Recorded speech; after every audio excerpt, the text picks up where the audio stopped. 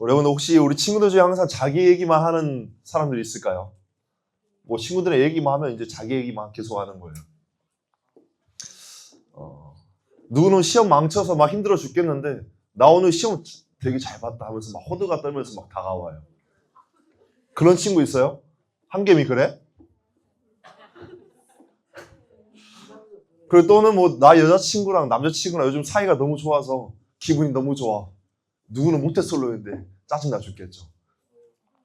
모태솔로인 친구 있어요? 생각보다 많네요. 또는 우리 게임 속에서 뭐 롤도 그렇고 뭐 오버워치 다른 것도 그렇고 이제 티어가 좀 올라갔다, 랭크가 좀 상승했다. 그렇게 막 자랑하는 친구들이 있어요. 처음에는 친구들이 오 진짜 하면서 막 들어줘요. 들어주는데 그런데 시간이 지날수록 우리는 어떻게 돼야 할까요? 속으로 이런 생각이 들게 됩니다. 아, 또 지 얘기만 한다. 또 자기 얘기만 한다. 약간 그런 생각이 들게 되죠. 왜 이런 생각이 들게 될까요? 그 친구는 항상 자기 자랑이나 자기 이야기만 하기 때문입니다. 내가 잘했고, 내가 해냈고, 내가 노력했으니 내가 잘난 이야기만 하는 겁니다. 조은사님이 20대 중반쯤이었어요. 20대 중반쯤에 한참 연애를 하고 있을 시절이었어요. 조은사님보다 좀 어린 여자친구가 있었는데 누가 봐도 객관적으로 다 이쁘다고 했던 그런 친구였어요. 그런데 초반에는 학교 다니면서 그 친구가 이제 힘드니까 조은사님한테 오빠 나 오늘 너무 힘들었어. 이렇게 얘기하는 거예요. 엄마랑도 싸웠는데 내 마음이 좀 너무 힘들어. 막 이렇게 얘기하는 거예요. 뭐 처음에는 뭐 그랬구나. 아 많이 속상했겠다. 이런 식으로 얘기할 수 있죠. 이런 식으로 잘 들어주고 공감해주고 격려해줬어요. 그런데 시간이 지나고 지날수록 바뀐 게 없더라고요. 만날 때마다 나 또 힘들어. 엄마랑 또 싸웠어. 거의 매일 같은 이야기였습니다. 그러다 보니 이제는 점점 죄송해요. 죄송해요. 한계가 오더라고요. 심지어 전사님이 어느 날 여자친구한테 이렇게 얘기했어요. 자기야 나 오늘 일이 너무 힘들어서 많이 지치고 좀 힘드네.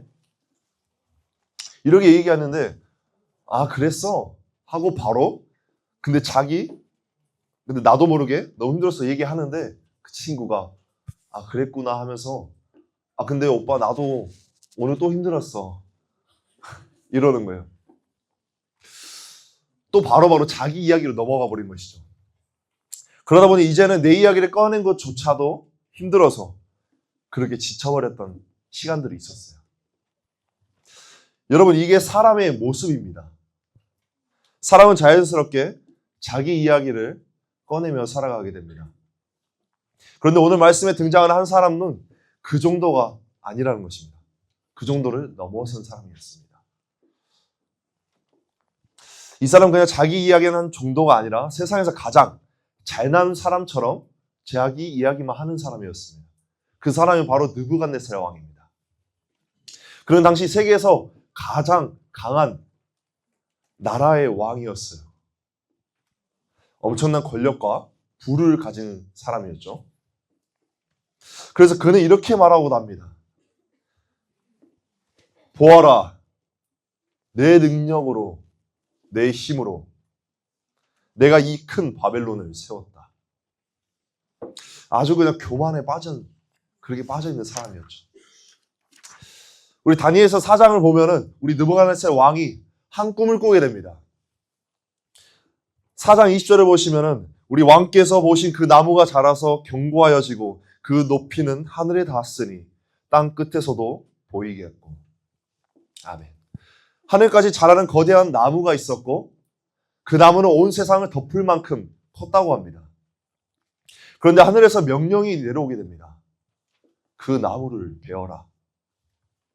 다니엘은 그 꿈을 해석하면서 왕에게 분명하게 말해주고 있습니다. 왕이 교만해졌기 때문에 하나님께서 왕을 낮추실 것입니다. 여러분 어떠세요?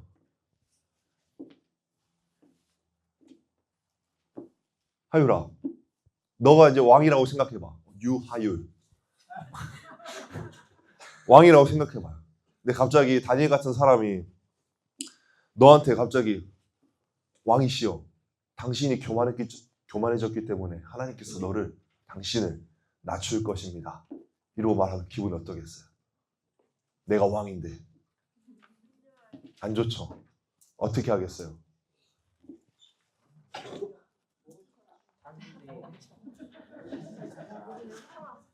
존사님이라 그런 생각이 있을 것 같아요. 감히 건방지게 왕인 나에게 너가 그런 말을 한다는 것이냐. 무엄하도다.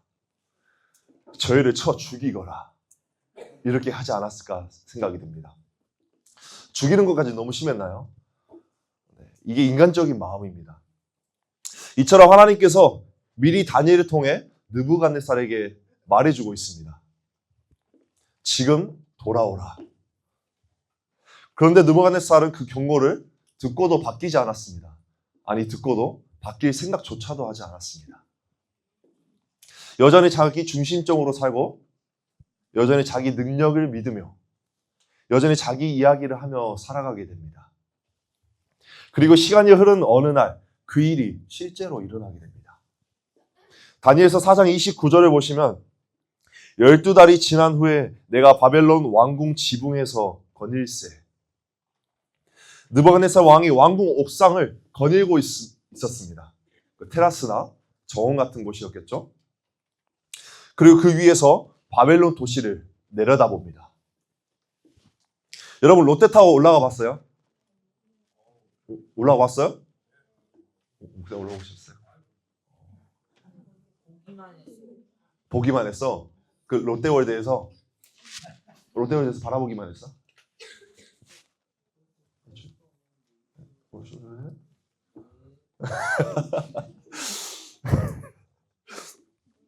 맞아요. 올라가 봤을 때 어땠어요? 높았어. 비쌌어요. 한 번 올라가는데 한 4, 5만 원 하지 않아요? 종사님 한 2번인가 올라가 봤거든요.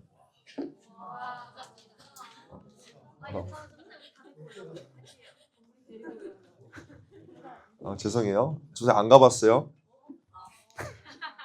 가봤는데 안 간 척 한 거예요. 자, 올라가 봤는데 웅장하고 감탄밖에 안 나오죠. 그래서 사람들이 막 개미처럼 보이기 시작하는 거예요. 그 롯데타워에서 우리 수원평안교회도 보입니다. 볼다 쳐요. 쉬우라. 그래서 위에서 쳐다보면서 열심히 우리 개미들이 일하고 있군. 비유하자면 약간 그런 거죠. 웃지 마요. 그러면서 뭐라도 되는 듯한 기분이 들면서 제가 마치 왕이 된 것처럼 그렇게 생각이 듭니다. 이런 것처럼 느부갓네살 왕도 바벨론 도시를 내려다보면서 이렇게 말합니다. 30절 말씀을 보시면 나 왕이 말하여 이르되 이 큰 바벨론은 내가 능력과 권세로 건설하여 나의 도성으로 삼고 이것으로 내 위엄의 영광을 나타낸 것이 아니냐. 이 큰 바벨론은 내 능력과 내 권세로 내 위엄의 영광을 위해 세운 것이라고 이렇게 자랑합니다. 이게 무엇입니까? 교만의 클라이막스입니다. 교만의 끝판왕. 이거 다 내가 만든 거야. 이 나라 내 거야. 내가 바로 바벨론의 왕이다. 그런데 그 말이 끝나기로 전에 하늘에서 음성이 들려오기 시작합니다. 31절을 보시면은 이 말이 아직도 나 왕의 입에 있을 때 하늘에서 소리가 내려 이르되 느부갓네살 왕아 내게 말하노니 나라의 왕위가 내게서 떠났느니라. 느부갓네살 왕아 너가 가지고 있는 왕위가 이제 사라질 것이다. 사라졌다. 라는 음성이 들려옵니다. 그리고 그의 인생이 무너지게 됩니다. 4장 32절과 33절 말씀을 보면은 네가 사람에게서 쫓겨나서 들짐승과 함께 살면서 소처럼 풀을 먹을 것이요 이와 같이 7대를 지내서 지극히 높으신 이가 사람의 나라를 다스리시며 자기의 뜻대로 그것을 누구에게든지 주시는 줄을 알기까지 이르리라 하더라. 바로 그때 이 일이 나 느부갓네살에게 응함으로 내가 사람에게 쫓겨나서 소처럼 풀을 먹으며 몸이 하늘의 이슬을 싹 졌고 머리털이 독수리 털과 같이 자랐고 손톱은 새 발톱과 같이 되었더라. 아멘. 느부갓네살은 사람들 가운데서 쫓겨나고 소처럼 풀을 먹으며 몸은 하늘 이슬에 젖기도 하면서 머리카락은 독수리 털처럼 자라고 손톱은 새 발톱처럼 자라게 됩니다. 느부갓네살의 삶은 어떤 상태입니까? 왕이었지만 왕처럼 살지 못하고 사람이었지만 사람처럼 살지 못하고 짐승처럼 사는 삶인 그런 삶을 살고 있던 것입니다. 하나님께서 그를 완전히 낮추신 것입니다. 그리고 시간이 흐르게 되면서 하나님께서 정하신 때가 되었을 때 그의 인생의 전환점이 찾아오게 됩니다. 그 전환점이 바로 오늘 본문 말씀입니다. 오늘 본문 말씀 우리 34절에서 37절 말씀 제가 빠르게 읽을까요? 우리 교독할까요? 함께 읽을까요? 제가 빠르게 읽을까요? 제가 읽을게요. 그 기한이 참에 나 느부갓네살이 하늘을 우러러 보았더니 내 총명이 다시 내게로 돌아온지라. 이에 내가 지극히 높으신 이에게 감사하며 영생하시는 이를 찬양하고 경배하였나니 그 권세는 영원한 권세요 그 나라는 대대에 이르리로다. 땅의 모든 사람들을 없을 것 같이 여기시며 하늘의 군대에게든지 땅의 사람에게든지 그는 자기 뜻대로 행하시나니 그의 손을 금하든지 혹시 이르기를 내가 무엇을 하느냐고 할 자가 아무도 없도다. 그때 내 총명이 내게로 돌아왔고 또 내 나라의 영광에 대하여도 내 위엄과 광명이 내게로 돌아왔고 또 나의 모사들과 관원들이 내게 찾아오니 내가 내 나라에서 다시 세움을 받고 또 지극한 위세가 내게 더하였느니라. 그러므로 지금 나 느부갓네살은 하늘의 왕을 찬양하며 칭송하며 경배하노니 그의 일이 다 진실하고 그의 행하심이 의로우심으로 교만하게 행하는 자를 그가 능히 낮추심이라. 아멘. 여러분 이 말씀을 보시면 가장 먼저 뭐가 바뀌었습니까? 이 느부갓네살 왕이 눈을 들어 하늘을 우러러 보았더니 이 느부갓네살은 평생 자기 자신을 보던 사람이었습니다. 그런데 이제는 하늘을 보기 시작합니다. 시선이 바뀌니까 인생이 바뀌기 시작한 것이죠. 그리고 이어서 이렇게 말합니다. 지극히 높으신 이에게 감사하며 영생하시는 이를 찬양하고 경배하였나니. 느부갓네살은 이전에 누구를 높이며 살았습니까? 누구를 말하며 살았습니까? 자기 자신이요. 그런데 이제는 자신을 높이기에 바빴던 사람이 하나님을 높이며 하나님을 말하기 시작합니다. 그리고 더 나아가 이렇게 고백합니다. 하나님은 자기 뜻대로 행하신다. 이 세상의 주인은 하나님이시다. 라는 고백을 하는 것입니다. 왕이었던 사람이 이제는 하나님이 왕이라고 고백하는 것입니다. 그리고 마지막 37절에서 가장 중요한 변화가 나옵니다. 내가 하늘의 왕을 찬양하며 칭송하며 경배하노니. 여러분 이제 이 사람은 더 이상 자기 이야기를 하지 않게 됩니다. 오직 하나님만 말하기 시작합니다. 여러분 전도사님이 얼마 전에 학교 도서관에서 전도사님이 이제 대학원 다니고 신학대학원 이제 다니고 있어요.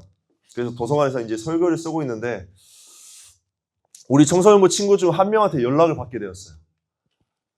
연락을 받게 됐는데 저한테 이렇게 말을 하더라고요. 전도사님, 학교에서 학생이 면접을 봤는데 합격했어요. 이렇게 얘기하더라고요.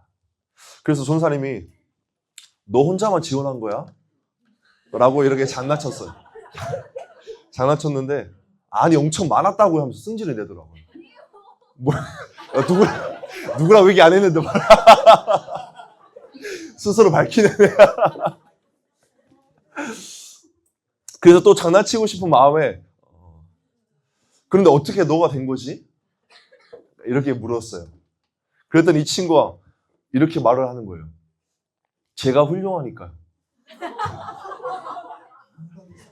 뭐 이민빨도 있기도 하고요. 뭐 친구 많은 것 같더라고요. 뭐 학교에서 휘어잡고. 여러분 이 말을 들으면 전사님이 어떤 생각이 들게 될까요? 왜 저래?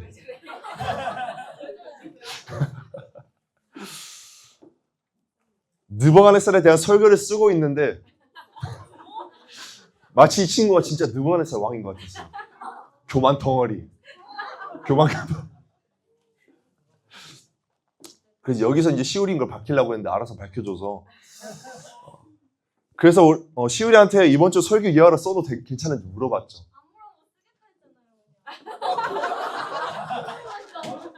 아 그랬어? 아 그래? 어쨌든 그래서 고맙게 기쁘게 허락해줬어요. 그래서 우리 여러분들하고 이렇게 웃으면서 잘 나눌 수 있을 것 같아요. 시우라 고마워. 그래서 제가 훌륭하다고 교만 덩어리인 그 시우리한테 조사님이 이렇게 말했어요.